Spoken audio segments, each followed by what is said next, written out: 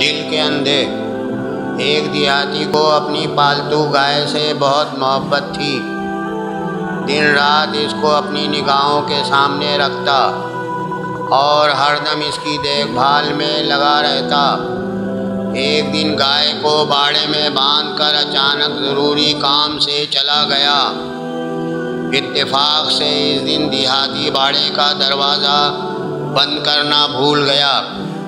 جنگل کا شیر کئی دنوں سے گائے کی تاک میں تھا۔ اس دن اسے موقع مل گیا۔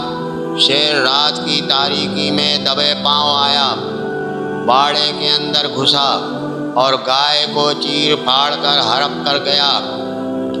شیر گائے کو کھانے کے بعد وہیں باڑے میں بیٹھ گیا۔ وہاں گھپ اندھیرا تھا۔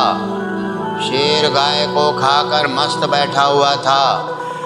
دیہاتی نے شیر کو اپنی گائے سمجھ کر پیار سے پکارا، پھر اس کے پاس بیٹھ کر اس پیٹھ پر ہاتھ پھیرنے لگا۔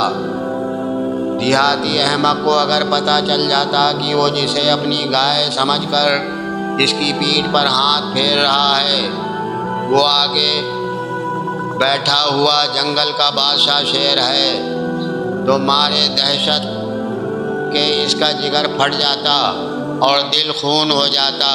خدا تعالیٰ کا نام ہم نے صرف پڑھا اور سنا ہے اور لفظ خدا صرف زبان سے ہی پکارتے رہتے ہیں۔